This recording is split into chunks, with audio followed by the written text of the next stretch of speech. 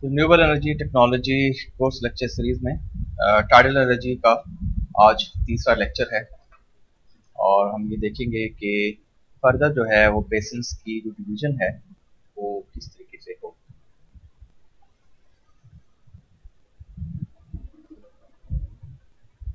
तो development of A tidal power scheme site selection के हवाले से हम डिस्कशन लास्ट लेक्चर में कर चुके हैं, तो ये लिंक कर रहा है टुवर्ड्स द नेक्स्ट लेक्चर, तो इसलिए इसको जस्ट गो थ्रू करेंगे।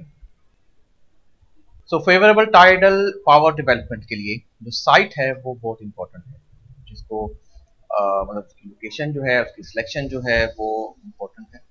Have a large tidal range, जिसकी रेंज जो है वो टाइडल ज़्यादा हो, and must be capable of storing a large quantity of water, के साथ में वो जो लार्ज क्वांटिटी ऑफ वाटर है उसको भी स्टोरेज कर सके, क्योंकि जितनी ज़्यादा क्वांटिटी स्टोरेज होगी और उसी हिसाब से जो एनर्जी की प्रोडक्शन है पावर की वो भी ज़्यादा होगी। So for the energy production with minimum dam and dike construction, क्योंकि डैम और डाइक जो वो जो दीवार है और साथ में उसमें जो रॉक्स हैं उसको बना के वो जो कंस्ट्रक्शन की जाती है डैम और डाइक की, ठीक है, उसको भी मिनिमम से मिनिमम करना चाहिए ताकि जो इनिशियल एक्सपेंडिचर है, कैपिटल कॉस्ट है, वो भी कम से कम हो। So achieving high storage capacity, the site should be located in estuary और अ क्रीक। तो ये जो साइट लोकेटेड हैं ये हमें दो टाइप्स की जो हैं वो लोकेशंस हो सकती हैं। एक तो ये है कि जो समंदर के अंदर कुछ ऐसी लोकेशंस होती हैं कि जहाँ पर पानी जो है वो स्टोर हो जाता है, शोर की साइड पे, सी शोर की साइड पे ऐसी लोकेशंस होती हैं, स्ट्रीम्स होती हैं जहाँ पर पानी जो है वो स्टोर होता है, या कुछ फनल लोकेशंस के हिसाब से होती हैं। उन लोकेशंस पर जो सिलेक्शन है वो आसानी से की जा सकती है निस्बतन ओपन शोर की। ओपन शोर पे जो है ये टाइडल पावर प्लांट जो है फिजिबल नहीं है। तो site should be near to a load centre to minimise the transmission requirements. जो साइट जो है वो नियर हो ट्रांसमिशन के मतलब लोड के, ताकि जो ट्रांसमिशन लाइंस हैं वो कम से कम जो है वो बिछानी पड़े। तो अगर लोड जो है वो ज़्यादा दूर होगा, उसको नुकसान ये होगा कि ट्रांसमिशन लाइंस भी जो उतनी ज़्यादा लंबी बिछानी पड़ेंगी और उसकी वजह से अखराजात जो है वो बहुत ज़्यादा बढ़ सकते हैं। Suggested approach to development of a tidal power scheme leading to the construction of a tidal power plant as follows. सबसे पहले है प्री फिजिबिलिटी स्टडी के एक्विजिशन ऑफ डाटा जो है वो टाइड्स के हवाले से लिया जाए, लोकल टोपोग्राफी क्या है, इंफ्रास्ट्रक्चर जो है वो किस टाइप का हो सकता है, ये पहला रिक्वायरमेंट है। सेकंड रिक्वायरमेंट जो है वो फिजिबल स्टडी है, एक प्री फिजिबिलिटी और दूसरी है फिजिबिलिटी।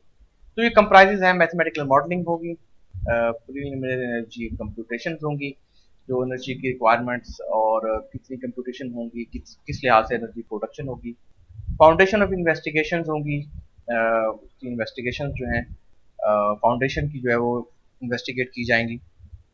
हाइड्रोलिक मॉडल स्टडीज होंगी, डिटेल एनालिसिस होगा, various modes of operations.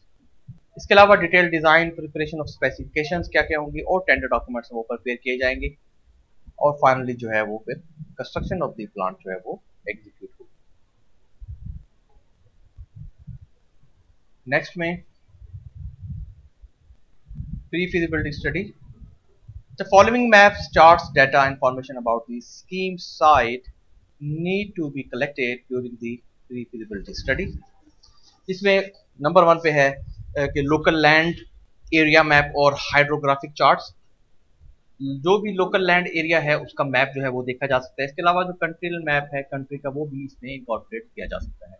Hydrographic charts इसलिए जरूरी हैं कि वो जो हाइड्रोग्राफिक ये जो टाइडल वेव्स के हवाले से, उसके हवाले से जो भी रिजल्ट्स हैं उनको सेव किया जाए, उसका चार्ट्स का पता हो उसके हवाले से, ठीक है।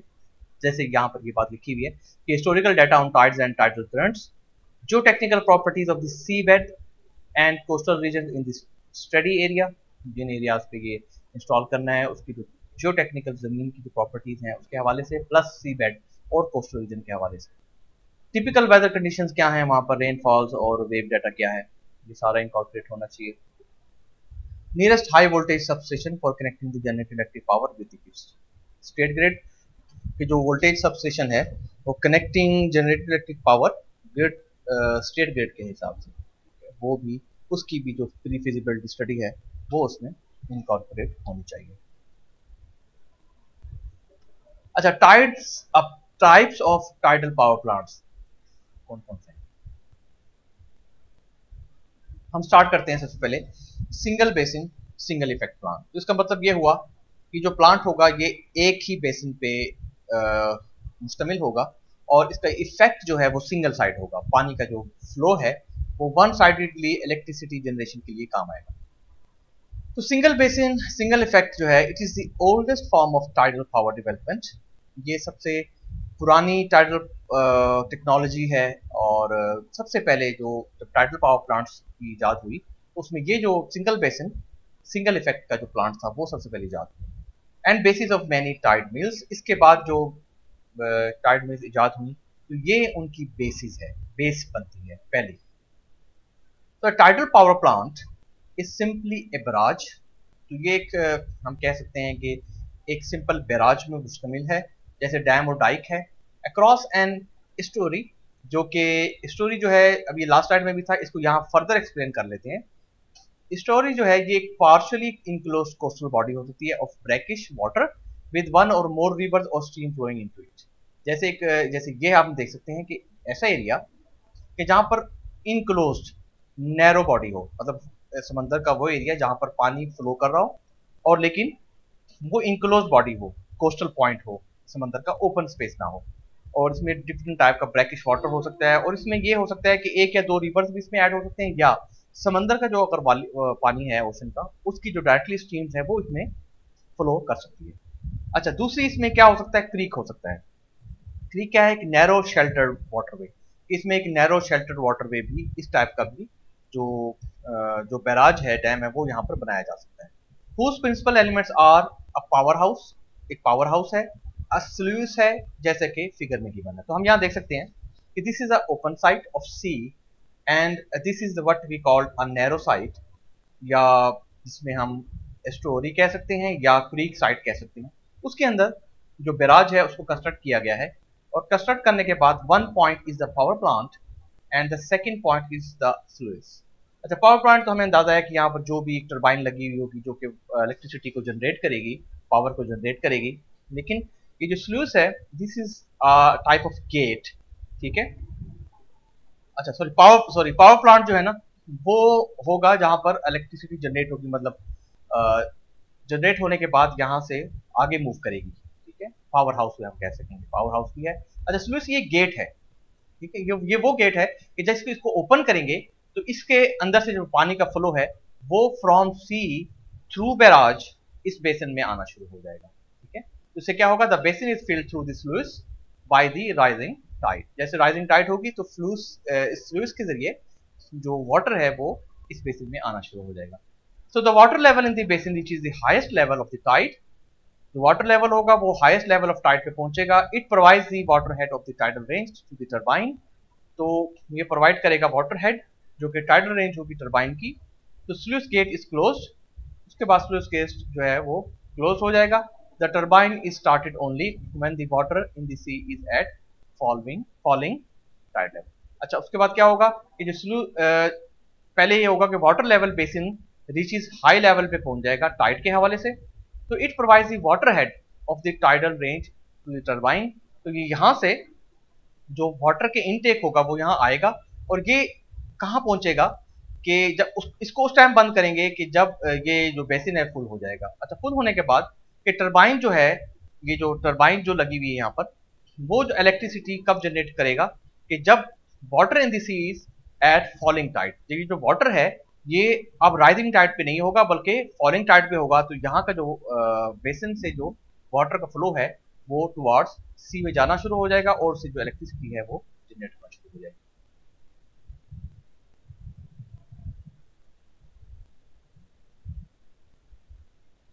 अच्छा, as the tide continues to fall, जैसे ही टाइड जो है वो फॉल करेगी, a hydraulic head is formed at the barrage and an appropriate time water is released from the basin through the generating unit installed in the power house। तो ये power plant में या house में जो भी generating unit लगा हुआ है वहां से ये टाइड जो है जब फॉल करेगी उससे जो है ये बैराज के अंदर वाटर को रिलीज किया जाएगा बैराज से और फ्रॉम द बेसिन में से, ठीक है, जो कि इलेक्ट्रिसिटी जनरेट करने के काम आएगा। तो electric power generation continues until the head is reduced to the minimum turbine operating level. तो इलेक्ट्रिसिटी पावर जनरेशन तब तक कंटिन्यू रहेगी जब तक जो है वो जो हेड है वो इतना रिड्यूस ना हो जाए कि जितना वो जो टरबाइन का ऑपरेटिंग लेवल है मिनिमम उस तक।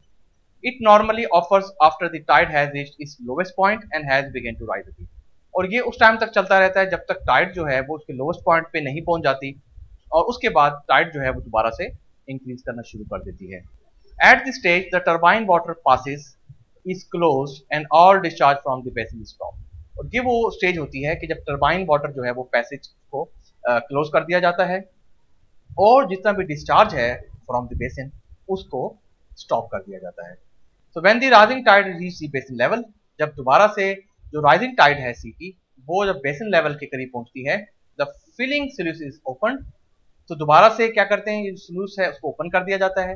Refilling the basin starts and the cycle is repeated. तो क्या करते हैं, स्लूस को ओपन करते हैं और ये जो सी का जो वाटर है राइजिंग टाइड का वो फिल होना शुरू हो जाता है बेसिन में, और उसके बाद ये साइकिल जो है ये रिपीट होता रहता है। कि अब इसका दोबारा कंसेप्ट समझ लें सिंगल बेसिन सिंगल इफेक्ट का, कि सी राइज लेवल पे राइज टाइड पे सी से स्लूस ओपन करते हैं तो वाटर लेवल जो है वो फ्लो करना शुरू कर देता है इस गेट के थ्रू बेसिन, और जब ये फिल हो जाता है और फिल होने के बाद स्लूस को गेट बंद कर दिया जाता है, और जब सी लेवल सी जो है वो टाइड आ जाता है, टाइड इसकी फॉल पे आ जाती है, उसके बाद क्या होता है कि जो पावर प्लांट है इसका यहाँ से जो टरबाइन है उसके थ्रू जो है वो इलेक्ट्रिसिटी जो है वो जनरेट करना शुरू कर देती है, हत्ता के वो जो लेवल है वो बिल्कुल लोअर लेवल पे चला जाता है उसका वाटर का मिनिमम टरबाइन ऑपरेटिंग लेवल पे। उसके बाद दोबारा से जब हाई टाइड आती है तो फिर ये स्लूस ओपन करते हैं और सी का जो वाटर है वो दोबारा से बेसिन में आना शुरू हो जाता है, और इस तरीके से रिफिलिंग ऑफ द बेसिन हो जाती है और जो साइकिल है वो रिपीट होना शुरू हो जाता है। अच्छा, single basin single effect plant जो है उसका फर्दर जो है वो साइकिल्स क्या है। The cycle of operation showing the water level, the generating and the refilling periods is depicted in figure। अब हम इस बात कर लेते हैं, पहले तो बच्चों देख लें। The above cycle of operation offers different output characteristics depending on the time with respect to the tidal cycle at which generation starts and stops and on the turbine capacity। तो ये साइकिल है operating offer, ये different output characteristics जो हैं वो offer करता है, किस पे डिपेंड करती हैं, जो कि टाइम पे और with the respect to the tidal cycle, जो टाइडल का साइकिल है। और वो क्या साइकिल है जो कि जनरेशन को इलेक्ट्रिसिटी जनरेशन को चलाता है, मतलब जनरेशन स्टार्ट हो जाती है और स्टॉप हो जाती है टरबाइन कैपेसिटी के हिसाब से। तो there are 3 variables which effect the power characteristic of the ebb tide. तो इसमें 3 टाइप की कैरेक्टरिस्टिक्स हैं जो कि इफेक्ट करती हैं कैरेक्टरिस्टिक्स पावर की कैरेक्टरिस्टिक्स की, और इसमें इब टाइड के हवाले से जो इब टाइड है उसको हम बात कर सकते हैं कि लोअरिंग वाटर लेवल जो है, ठीक है। तो at a particular tidal site पे, जैसे कि इसमें जो कौन कौन सी 3 वेरिएबल्स हैं जो इफेक्ट करेंगे पावर कैरेक्टरिस्टिक्स को। जो पहला है वो है टरबाइन कैपेसिटी, टरबाइन की जो कैपेसिटी है वो किस लिहाज से है, कितनी उसकी स्पेसिफिकेशन है। और सेकेंड नंबर है minimum head under which the turbine will operate efficiently, कि जो हेड है उसका क्या मिनिमम मतलब उसकी कैपेसिटी कितनी है, हेड की मिनिमम कितना होगा कि टरबाइन जो है वो ऑपरेट कर सकेगी एफिशिएंटली वाटर का जो हेड है। Time eight which generation starts and stops, और जो टाइम है वो ये बताएगा कि जनरेशन जो है वो कब स्टार्ट होगी और कब जो है स्टॉप होगी। तो हम यहाँ देखते हैं कि इसमें this is what we have a tidal cycle in this section, और in this area we have a water level. तो हम क्या देखते हैं कि जो वाटर लेवल है वो यहाँ पर शो होगा, और जो टाइडल साइकिल है वो हमें इस एक्स एक्सिस पे शो होगा। तो हम क्या देख रहे हैं यहाँ पर कि ये जो यहाँ पर ये वाली जो टाइड है this is here high rise, लेकिन हम हाई राइज की बात नहीं कर रहे, हम यहाँ कर रहे हैं अभी एब टाइड की बात, लो टाइड की। तो लो टाइड के हवाले से हम देखें तो ये जो पॉइंट है ये है लो टाइड लेवल का, ठीक है। और ये जो पॉइंट है ये अगर हम बात करें तो ये है हाई टाइड लेवल का। ये दोनों लेवल आ गए हमारे पास, low tide level, high tide level. अच्छा, उसके बाद अब यहाँ पर 2 लेवल और भी होंगे, एक लेवल होगा बेसिन का और दूसरा लेवल होगा सी का। तो सी लेवल हम देखें, दिस लेवल या ये जो एक साइन वेव टाइप की हमें नजर आ रही है, this is what we have a sea level. क्योंकि हमने जो हाई टाइड और लो टाइड की बात कर रहे हैं ये बात होगी सी लेवल के हिसाब से, ना कि बात होगी बेसिन लेवल के हिसाब से। तो सी लेवल के हिसाब से हम देख सकते हैं कि this tide have this high tide and this is a low tide, और this is what we have a basin level. ठीक है, तो ये वाली जो है ये बेसिन लेवल कर्व है। अच्छा, अब इसमें क्या हो रहा है कि इस पॉइंट पर आकर ये दोनों लेवल मर्ज हो रहे हैं, और यहां से लेकर यहां तक का जो लेवल है इसको हम कहेंगे this is a standing period, और इस पीरियड के अंदर कोई जनरेशन नहीं होगी। लेकिन जैसे ही लेवल जो है वो यहां पर पहुंचेगा, ठीक है, और यहां से लेकर इस लेवल से लेकर इस लेवल तक हम कह सकेंगे कि this is what we have a generation period of the electricity, और after that from this point to this point there is a standing period, और इस स्टैंडिंग पीरियड से आगे अगर हम चलें तो हम कह सकते हैं कि now in this high tide level, now this is not a generating period but it is a filling period। मतलब दोबारा से जो हम इलेक्ट्रिसिटी एक साइकिल में यूज कर चुके हैं वाटर के थ्रू, अब दोबारा से इसको फिल करना है बेसिन को। तो फिल करने के लिए हम देख रहे हैं कि ये दोबारा से देखिए ये जो लेवल है ना बेसिन का, अगर गौर से देखें ये लेवल, कि ये हाई लेवल से, हाई राइज से या हाई टाइड से इलेक्ट्रिसिटी जनरेट कर रहा है, यहां तक पहुंच रहा है। ठीक है, जब यहां पहुंच गया इलेक्ट्रिसिटी जनरेट होगी, अब दोबारा से इसका स्टैंडिंग पीरियड आ गया, यहां कोई इलेक्ट्रिसिटी जनरेट नहीं हुई, दोबारा से फिर फिलिंग पीरियड स्टार्ट हो गया, और फिलिंग पीरियड होने के बाद दोबारा फिर ये वाला साइकिल स्टार्ट हो जाएगा। तो इसलिए यहां से हम देख सकते हैं कि किस तरीके से standing period, generation period, again standing period, फिर फिलिंग पीरियड। तो टोटल जो ये साइकिल है यहां से लेकर और यहां तक का, ये तकरीबन है 12 घंटे 25 मिनट्स का ये एक साइकिल। अच्छा, next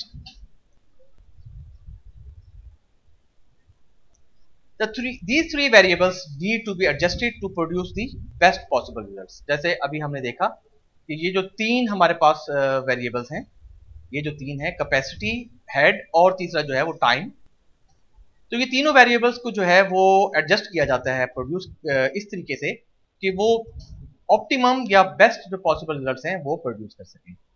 so in general the aim should be to get as long as period of operation as possible। अच्छा, एम क्या होता है कि जितना ज्यादा लंबा जनरेशन पीरियड हो सकता है वो होना चाहिए, क्योंकि अगर हम प्रोडक्शन इलेक्ट्रिसिटी की जनरेशन जो है वो ज्यादा लंबे अरसे के लिए कर सकेंगे, मतलब ज्यादा अगर वो टाइम दे सकेंगे, साइकिल बड़ा होगा तो इलेक्ट्रिसिटी ज्यादा जनरेट होगी। And with this objective the turbines would commence and stop operating at the minimum head consistent with high efficiency। अच्छा, in a single basin, single effect tidal plant with ebb tide operation, the generation period is only for 3.5 hours during every tide cycle। तो हम इसमें ये कह सकते हैं कि एक टाइड साइकिल के अंदर single basin single effect tidal plant के अंदर जो कि ईब टाइड ऑपरेशन है, उसमें जो नॉर्मली जो एक पीरियड है वो तकरीबन 3.5 आवर्स का है एक साइकिल के हिसाब से। और एक दिन में क्योंकि 12 घंटे 25 मिनट का हमने यहाँ पर एक साइकिल यहाँ पर बता रहे हैं, तो उस साइकिल के अंदर जो जनरेशन पीरियड है वो तकरीबन 3.5 आवर्स का है। अच्छा, तो there are 2 tide cycles per day, तो एक दिन के अंदर जो है वो 2 टाइड साइकिल्स हैं। So the energy available is intermittent and fluctuates. जो एनर्जी अवेलेबल होगी वो इरेगुलर होगी, इंटरमिटेंट होगी और फ्लक्चुएट्स करेगी, क्योंकि लाजमी बात है एक बिल्कुल कांस्टेंट सप्लाई जो है वो इससे हासिल नहीं हो सकती। From a maximum at spring tides to a minimum at neaps, और स्प्रिंग टाइड्स के अंदर जो है वो मैक्सिमम एनर्जी हमें मिल सकेगी, और जो अगर हम नीड्स टाइड्स की तरफ आते हैं तो हम ये कह सकेंगे वहां पर आकर एनर्जी मिनिमम हो जाएगी। तो इस लिहाज से हम ये कह सकेंगे कि different months of the days, या sorry different days of the months electricity जो है वो इंटरमीडिएट इस लिहाज से होगी।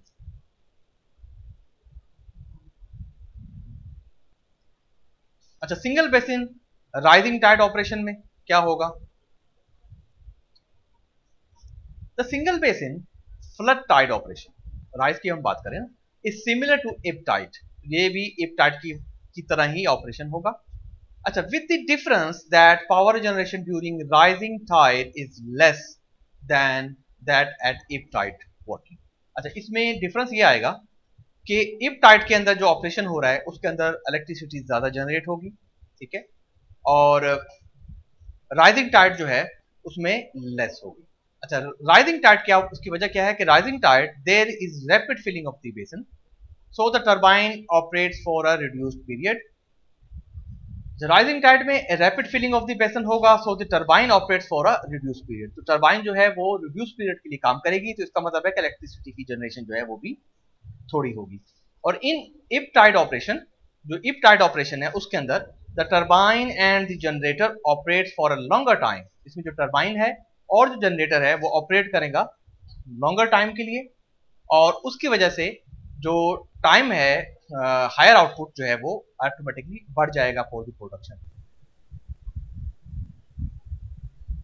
So the single basin rising tide operation besides its lower output also suffers from intermittent and variable output। तो जो single basin rising tide operation है इसमें हम ये बात भी कर सकते हैं कि इसके लोअर आउटपुट भी होगी और साथ में ये सफर करेगा इंटरमिटेंट और वेरिएबल आउटपुट के हिसाब से। अच्छा, single basin double effect plant, ये क्या, इसमें क्या इफेक्ट हो सकता है?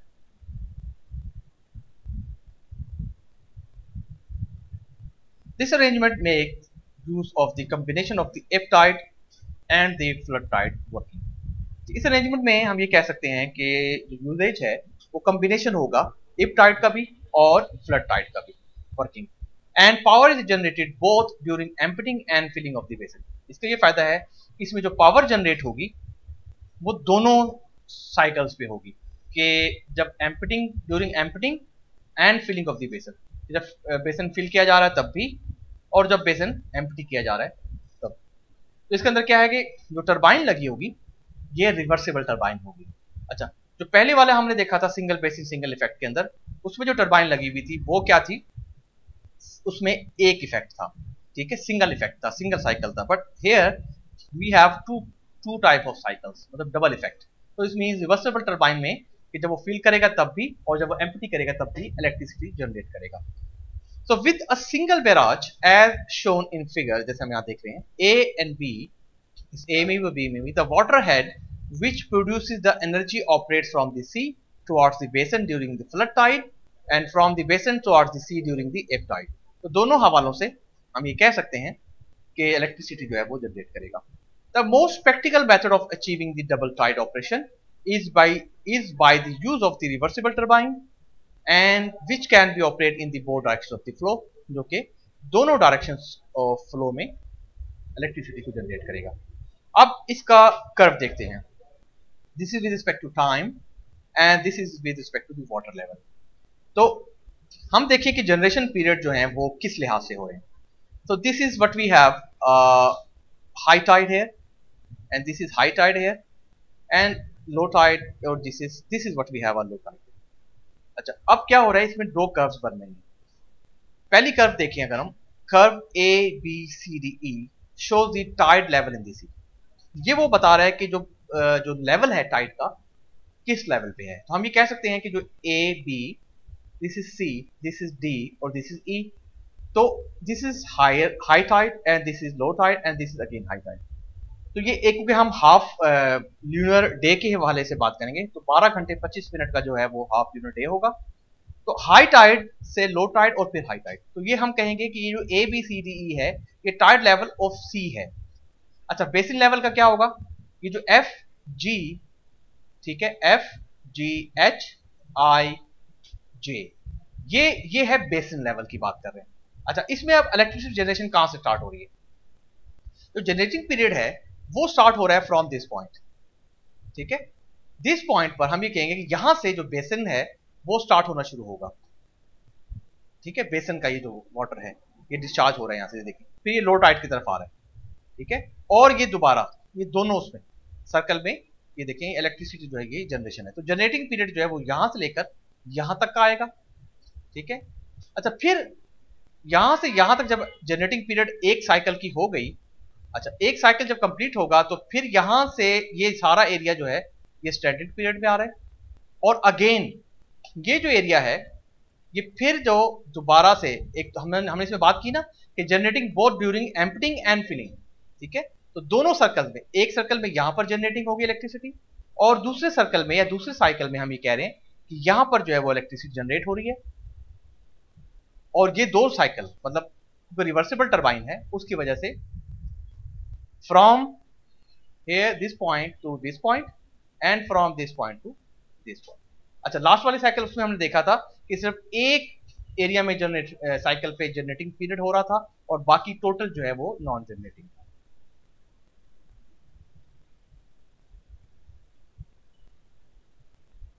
So in the operating cycle for double effect operations, the curve shows that the output is variable and intermittent but to a lesser extent. इसके अंदर lesser extent किस लिहाज से हो गया, क्योंकि जो आउटपुट है वो अब हमें ज्यादा मिल रही है with respect to the single basin single effect plant than that in the case of the unidirectional flow power plant, क्योंकि ये bidirectional है, इससे पहले unidirectional था. Other advantages over the one way plant are the overall output from an equal turbine capacity greater by 15%.